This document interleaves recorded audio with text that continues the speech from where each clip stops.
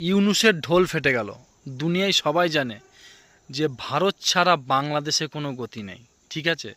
কিন্তু ইউনূসের কিছু গোষ্ঠী, লুঙ্গি বাহিনী, কিছু চেংড়া ছেলের উদ্যোগে ইউনূসকে এরমভাবে তুলে তুলে তুলে তুলে এতটা তুলে দিয়েছে, দিয়ে বলেছে যে ভারতে আমাদের দরকার নেই, ভারত ছাড়াই আমরা চলবো, আমরা হচ্ছে বেঙ্গল টাইগার, বাংলাদেশ। কিন্তু ঢোলটা ফটাম করে ফেটে গেল, দেখেছো? ওই জন্যে চেংড়া ছেলে যদি দেশ সামালে তাহলে এরকমই হয়। আর ইউনূস আজ চাইছে পদত্যাগ করতে, কারণ ওরা তো বলছিল ইউনূস সরকার আর ইউনূসের কিছু চেংড়া ছেলে নাকি বলছিল যে আমাদের সেভেন সিস্টার চাই।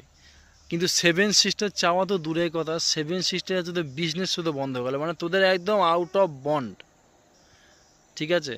এইসব দেখে ইউনূসের মাথা খারাপ হয়ে গেছে যে ভাই আমি করলাম কি, এত এত সুন্দর মহান দেশ ভারত, আর এত বড় দেশ, তার সাথে পাঙ্গা নিয়ে আমি বিরাট বড় ভুল করেছি। এবার কি করবে, মুখ সামালতে পারছে না, এদিকে ওদিকে বলছে আমি পদত্যাগ চাই।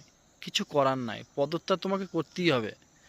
তুমি যে চেংড়া ছেলে পাল্লায় পড়ে যে তুমি যে এত ভুল পদক্ষেপ নিয়েছো, ভারতের সঙ্গে যারাই পাঙ্গা নিয়েছে তাদেরকে ভিখারি করে দিয়েছে। যেমন তোমাদের এক্সাম্পল পাকিস্তান, ঠিক আছে। কিন্তু পাকিস্তানের এক গোষ্ঠী বালুচিস্তান ভারতকে সাপোর্ট করছে আর ভারতকে ভালোবাসছে। সব ওরা জানে যে ভারত ছাড়া আমাদের কোনো গতি নাই, তাই ভারতকে সাপোর্ট করছে। আর বাংলাদেশ সেটা বুঝতে পারছে না যে বাংলাদেশ ভাবছে আমরা বিরাট বড় টাইগার, কিন্তু ঢোলটা ফটাম করে ফেটে গেল, ঠিক আছে ইউনূস।